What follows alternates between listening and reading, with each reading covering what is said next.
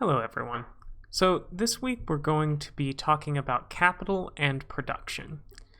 Every sort of economic actor has to make decisions based on the resources they have at hand. A firm has to decide how to combine different inputs together to produce the maximum amount of profit. Individuals have to choose which goods and services to purchase subject to their income to generate the most happiness. And governments do similar things with respect to other social goals. But there are different kinds of resources. A sewing machine is different from a shirt. A trip to a concert is different than going to college. And a robotic arm in a car factory is different than the car that's produced by the factory. And whenever we talk about the concept of capital, we're really going to get into what makes each of those things different from one another. So, here's the outline we've got. We're going to start by talking about capital, types of capital, and how we might sustain capital stocks and why that's an important thing to be concerned about. Then we're going to delve into production.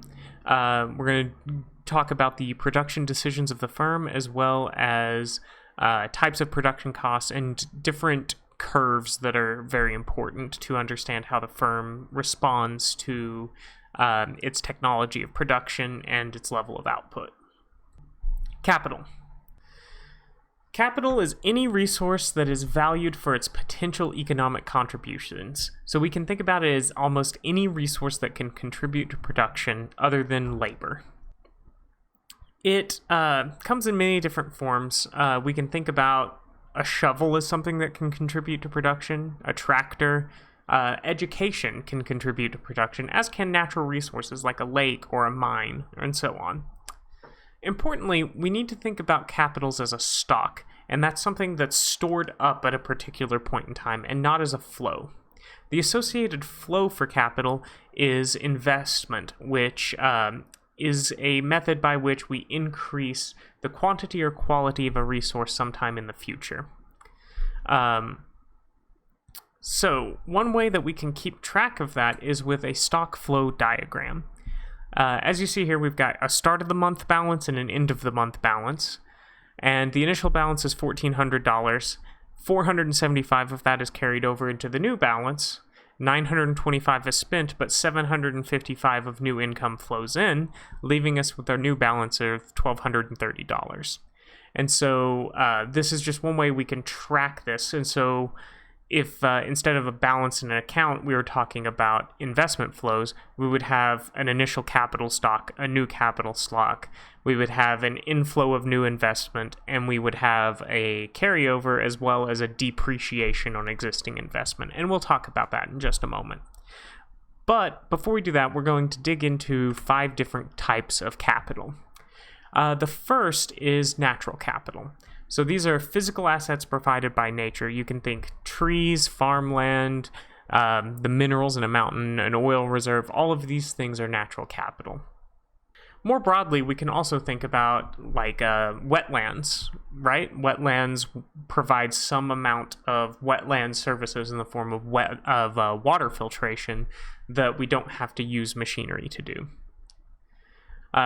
We subdivide natural capital into 2 subcategories, renewable and non-renewable. Examples of renewable being like a forest or like the stock of fish in a lake. These are both examples of renewable natural capital. Non-renewable natural capital would be like the aforementioned oil reserves or mines, where once the resource is extracted, it does not replenish itself, at least not on any meaningful human timescale.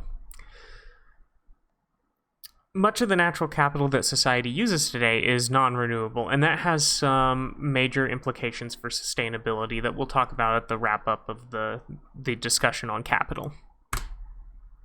The next sort of capital is manufactured capital, and so this is all physical assets that have been made by humans using natural capital. So these are tools, machinery, but also stored up inventories. And so just like natural capital, we divide these into 2 subtypes, variable capital and fixed capital. Variable capital are stocks of inputs or outputs. So imagine you're a spring manufacturer. Your coils of wire that have not yet been made into springs are part of your variable capital, as are the springs that you've produced but have yet to sell. These are inventories. For the same spring producer, they will also have fixed capital. And fixed capital would be in the form of the machinery used to produce the springs, the coiling machines. So these elements of fixed capital are often thought of as providing a flow of capital services over time. But these pieces of fixed capital also depreciate over time. So there's a certain decrease in the usefulness of the capital due to wear, tear, and obsolescence. So we can think about this in terms of computers as eventually, the Windows 2000 computer that was bought 20 years ago is not productive today like a new computer would be. But we can also think about it in a very physical sense. So a classic example from economics is the spinning wheel, right? So every time wool is spun into yarn on a spinning wheel, a small amount of the mechanism is worn away in the process. And so eventually the spinning wheel will no longer be able to produce yarn. And this is taken into account by estimating the depreciation of that piece of capital. Firms actually do this. Firms actually try to estimate depreciation on their capital stock, and it's generally annualized, so they calculate it over a period of a year.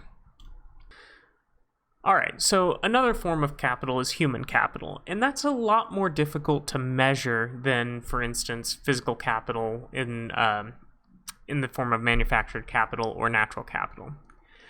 Human capital is a person's individual capacity for engaging in productive activities. So we also subdivide this into two sorts. There's physical human capital and intangible human capital. Physical human capital being people's physical and mental capacity for labor or productivity. Intangible is a little bit more difficult to succinctly measure.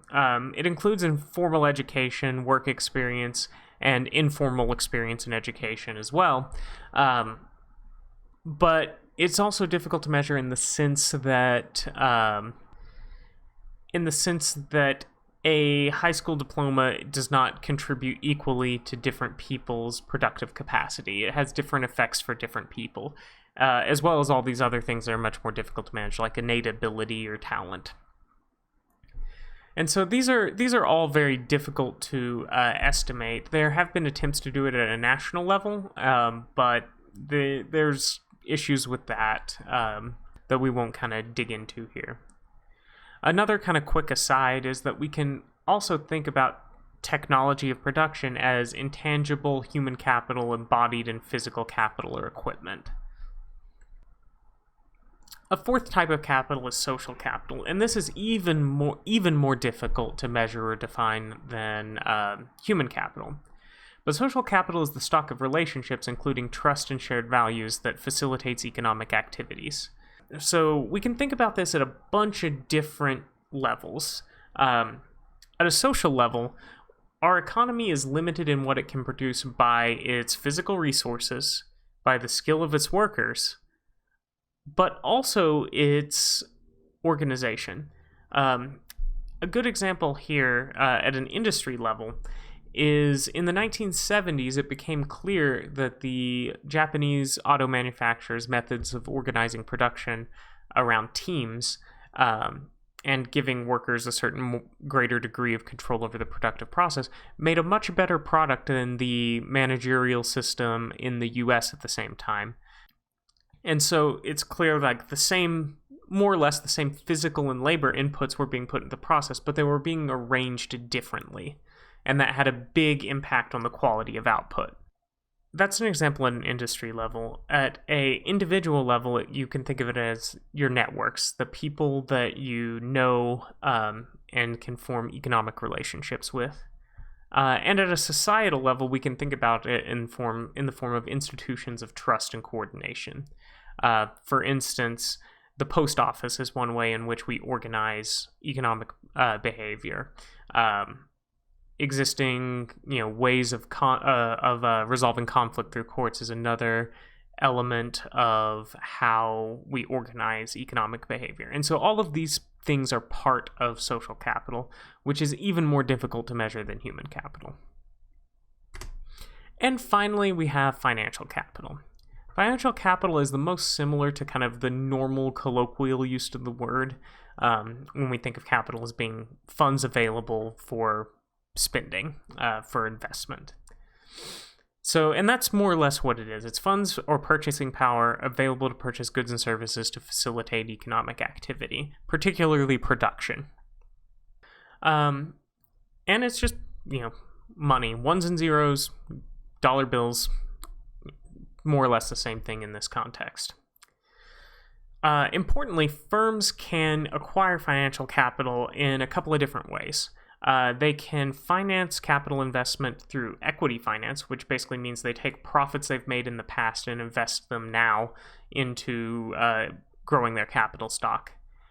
Or they may engage in debt finance, and this can happen in three different ways. The way that you're probably most familiar with, at least in the US, is stocks, right? A company sells a share of itself and in that way raises funds. And in exchange, the person that owns the stock gets a measure of voting rights over the firm, typically. They get the potential for a share of that firm's future profits in the form of a dividend. And they also get to hold this asset that may appreciate in value over time. Another thing that a firm may do to raise funds, and governments also do this, is sell bonds. While a stock is a partial ownership of a firm and a claim on that firm's future profits, a bond is simply an IOU. I buy a bond from, Dell Computer for $100, and then they promise to pay me $120 in a year's time. And so it's that sort of arrangement. And finally, there's bank finance. And this is actually not super common for large corporations in the United States, but it is incredibly common in places like South Korea and Japan, where banks and firms form long-running relationships. And so, Samsung has an associated bank where they do most of their borrowing to finance their capital investment through, and that's less common here. This is another brief aside that we won't get deep into, but there are secondary markets for all of these assets: bonds, bank debt, and stocks, right? Along with, a whole host of other things that derive their value from those. And this can have effects on the stability of an economic system through speculation and other non-investment driven decision-making in financial markets. So that's something to keep in mind, but we won't dig into those issues in this class. That's more of a macro concern than a micro concern. So to wrap up our discussion of capital, we should talk about sustaining capital stocks. Sustainability relates to this idea of substitutability, the idea that if we deplete one form of capital, that we can replace it with another. And this is most important when it comes to the idea of natural capital. Some economists have put forward that a lot of natural capital can be easily substituted with manufactured capital. In our previous example of the wetlands, you can replace it with a water treatment plant for some instances. Other economists have pushed back against this fact, saying that there is not a great degree of substitutability between the two. A more broad conversation here is that just like a nation must kind of maintain its natural capital stock, it must maintain other capital stocks too to ensure growth and to produce efficiently. A country must maintain its natural capital stock through conservation and preservation. A country must maintain its manufactured capital stock through investment. It must maintain its human capital stock by educating its populace and keeping people healthy. Maintain its social capital stock through fostering institutions and relationships of trust and cooperation. And finally, it must maintain its financial capital stock through encouraging savings, but also through regulating financial markets to maintain stability so that investment on the basis of long-term profit is more dominant than speculation. So moving right along, we're going to talk about production. So production, put simply, is combining inputs to produce an output. Inputs are just what you put in, outputs are what you get out. Pretty straightforward. It's important to take note that production takes place in all spheres of the economy, not just the firm sphere, the business sphere. Government engages in production, households engage in production, as do nonprofits. And so keep that in mind, because moving forward, we're going to primarily focus on production in firms. And so what are the motives of firms? Firms have the primary goal of making a profit, making the maximum profit possible. Particular firms may have other goals. This is the so-called triple bottom line that's noted in your book, where firms should be assessed in accordance with achieving social and environmental goals as well as financial performance. However, it's very rare for a firm to actually have these stated goals and to devote a large amount of their resources to pursuing them. So we will model the firm as only having a profit motive, because this is simpler, but also arguably more realistic to how firms behave in the real world. So, the production decision. Think about this as a firm is producing 0 units, and it's considering, okay, do I produce the next unit of output? Do I produce my first unit? And they say, okay, well, what is my profit going to be on that unit? Is it positive? Okay, I will produce that unit.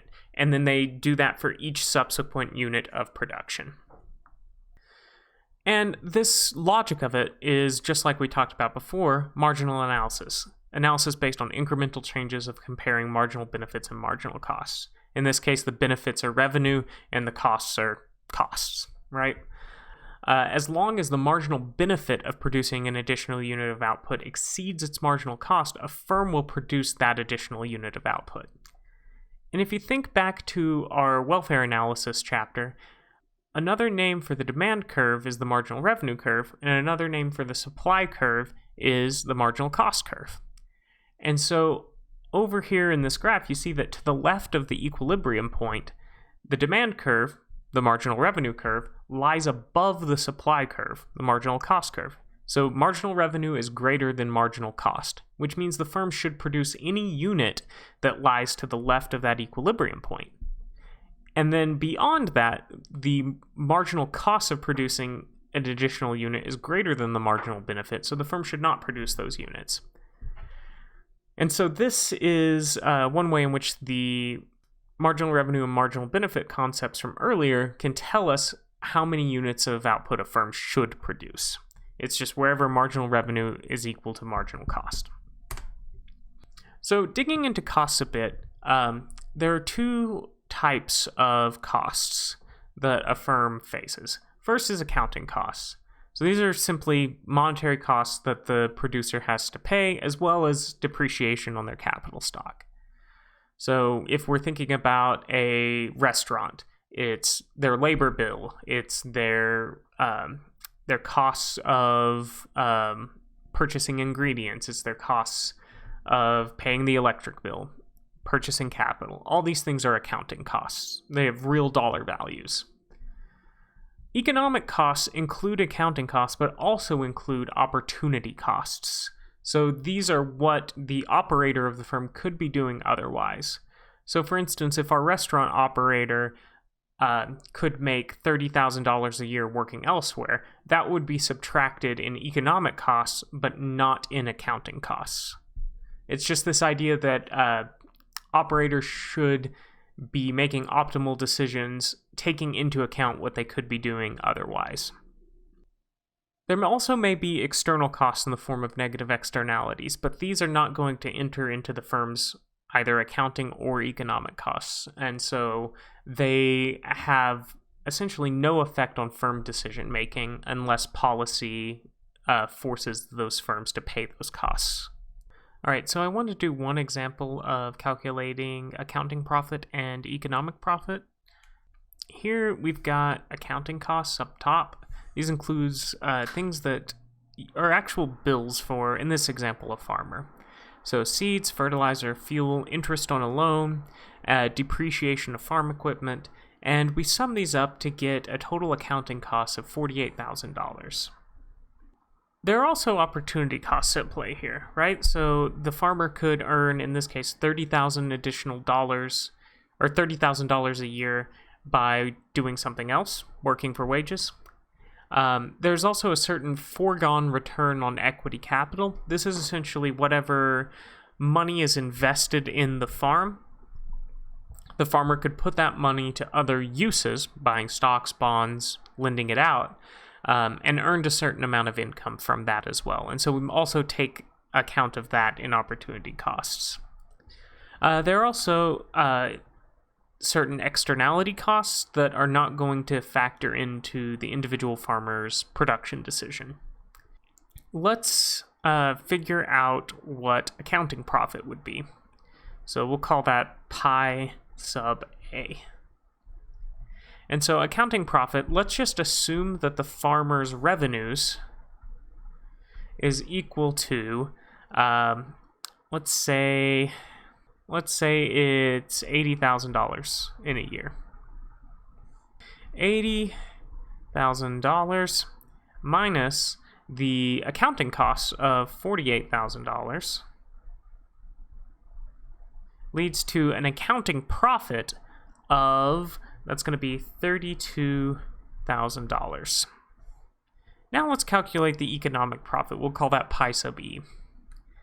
And so for that, we use the same revenue figure of $80,000, but instead we have to subtract the sum of the economic, or the sum of the opportunity costs and the accounting costs, which in this case is going to be $42,000 plus $48,000. Economic costs, including accounting costs as well, leaves us at $90,000.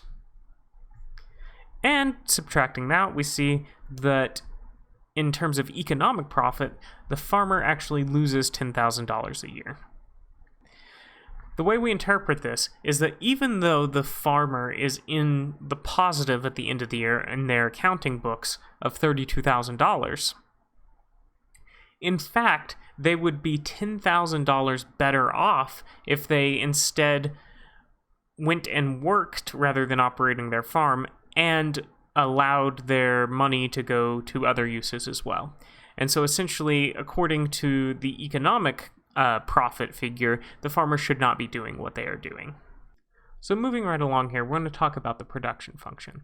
So the production function is an equation or graph that represents a relationship between types and quantities of inputs and the quantity of output. So here we've got three inputs, A, B, and C, and those are plugged into some equation, f of A, B, and C, and that results in a certain level of the output, y. Importantly, the function is essentially a black box. We don't actually care about the real ways that a firm organizes production in the real world. This is just some estimated mathematical relationship between bundles of inputs and bundles of outputs. We can think about it as just a map that takes us from a bundle of inputs to an output level. Now, if we hold all of the inputs fixed, except one, then that's a different curve, and we'll talk about that in just a moment. But first, let's talk about how inputs are divided. So there are two types of inputs. There are fixed inputs and variable inputs. A fixed input is an input that is fixed in quantity regardless of the level of production, while a variable input can be changed relatively quickly, resulting in some change in the amount of output. But what is fixed and what is variable is really dependent upon the time scale. Over a long enough time scale, a firm can change all of its inputs, but over a short enough time scale, it may only be able to change one. So typically, we assume that in the short run, labor is variable, but capital is fixed. And we assume in the long run, all inputs are variable, so we can change our capital stock in the long run. Importantly, the long run and short run don't actually have any meaningful time period in real life. It's not a number of days, weeks, months, or years. It is defined by which inputs are variable. So if some inputs are fixed, then we are in the short run. If all inputs are variable, we are in the long run. And we typically just talk about labor and capital, but you could disaggregate that into different types of capital and different types of labor. What we have here is a total product curve, which is closely related to the production function. The only difference is that a total product curve, we assume all of the inputs to production to be fixed except one. And so in this case, we've assumed that workers are the only variable input of production, and any other input of production for this restaurant that produces burgers, like the building, the ovens, things like that, all of those things are fixed. And so we're just looking at the short-run impacts of changing the number of workers that are working in this establishment. We can see at a production level of 0 burgers are produced. But whenever we add one additional worker, we get 100 more burgers. And then the worker after that contributes 75 burgers to production. Third worker, 50, and so on. And all of these contributions to production accumulate in the total product of burgers. And so that's what's graphed on the right-hand side there, is the total product curve. If we graphed the second column, then that would be the marginal product curve, and we'll talk about that more in just a moment. But you can see that the curve kind of flattens off as you move to the right. As we add more and more workers, each additional worker contributes less and less to production. And so this illustrates this idea of diminishing marginal productivity. So each individual worker contributes less and less to production. In this instance, it's very easy to think of the example. It's literally too many cooks in the kitchen. One worker with one grill can produce a bunch of workers, and maybe adding another worker who can help bring them things, or adding another worker that can do a different job in the shop increases output a bit more, but not as much as that first worker. And similarly, at a certain point, the workers are just getting in the way of one another, and you need more capital, but we've assumed that to be fixed in the short run. So that's why I just showed you the total product curve. The marginal product curve is a graph that just shows the additional quantity of output produced by increasing the level of a variable output by 1, holding other inputs fixed. And so that would be graphing that first column there, and it should have a downward slope, because each subsequent worker would add less and less to total output. We generally assume that as we add inputs, there is a diminishing marginal return to that, related to our idea of diminishing marginal productivity of each input. But we may also have some other peculiar instances, like constant marginal returns or increasing marginal returns. Constant marginal returns is a situation where each successive unit produces the same marginal product. This is going to always be true in the long run due to something called the replication argument. Because essentially, if we took our burger joint in the last example, say that it had one grill and 3 workers, and we just duplicated that with 3 equally skilled workers and the same amount of capital, then that second burger joint should produce exactly as much as the first one. Through this replication argument, we can make an argument that at least in the long run, all firms face constant marginal returns at the worst. But they certainly face diminishing marginal returns in the short run. Increasing marginal returns is the opposite, where each additional worker contributes more and more, or each additional unit of an input contributes more and more to output. And this would be we can contrive examples, like for instance, if you've got a pipeline that's transporting oil, if you double the amount of material in the pipe and make it larger, it actually transports more than double the amount of oil just due to physical loss. But we can also think of this in a more kind of teamwork sense of if more individuals are added early on, then they can specialize and be more productive than each of them would be in isolation. And so that's another example where we can get increasing marginal returns. But most firms have segments of their total product curve, which is what we've got here, total output on the vertical axis, quantity of a variable input on the horizontal. Almost all firms have a total product curve that has this kind of S shape, where at the beginning there's increasing marginal returns. As more and more people are added, they can actually specialize and they become more productive. There's some range of constant marginal returns, and then that eventually yields to decreasing marginal returns as you've kind of upset the balance of your fixed inputs to your variable inputs. Too many cooks in the kitchen. Here, we've got cost curves. So The top graph is a total cost curve, and the bottom graph is a marginal cost curve. The total cost curve similarly illustrates the increasing, constant, and decreasing marginal rates of return.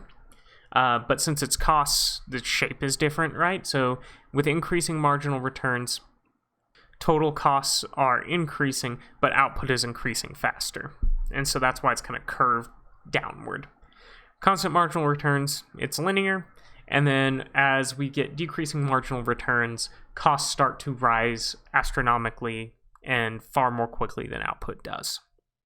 And we can, because these both have quantity on the horizontal axis, we can map this onto our marginal cost curve below.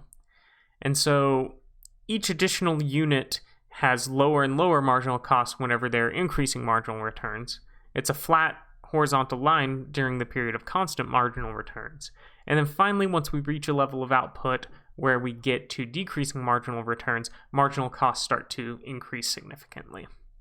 In the long run, when all inputs are variable, we also have this graph. This is a bit of a misnomer, because in theory, if there's some limiting factor that cannot even be changed in the long run, like for instance natural resources, there may be diseconomies of scale, or decreasing returns to scale. And similarly, we can contrive some scenario where there would be economies of scale in the long term, certainly.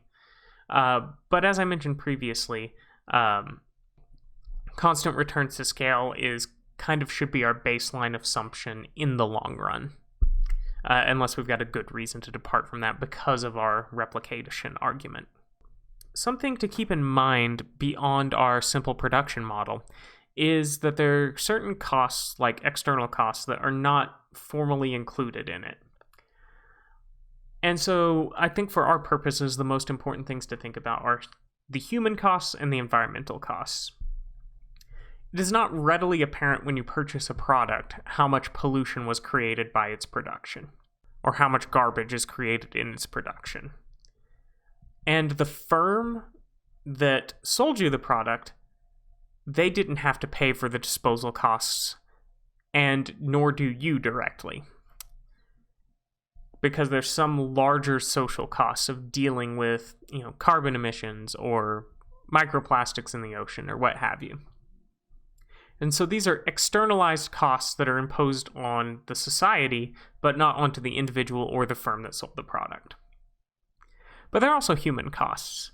So it was quite normal, less than 100 years ago, to have child labor in large factories. And this relates to our previous discussion about maintaining capital stocks, in that children that are working in factories, rather than going to school, are not developing their human capital. They're not going to be as productive adults as they would be otherwise.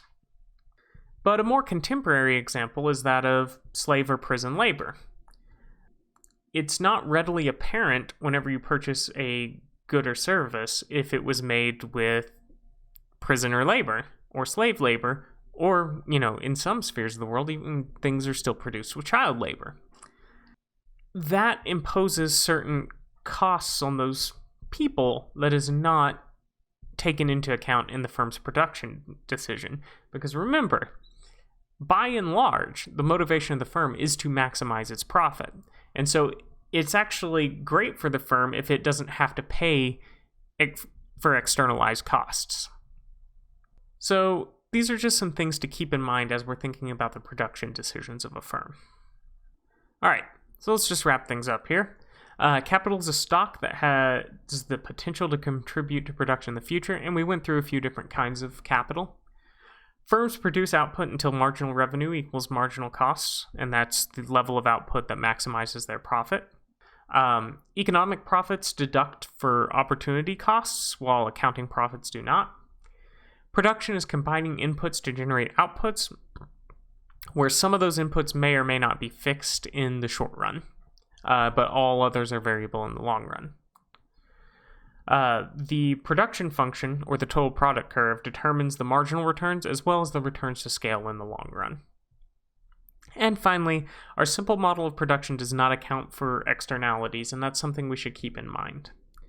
All right, so I think that's all I got for this week. Thanks.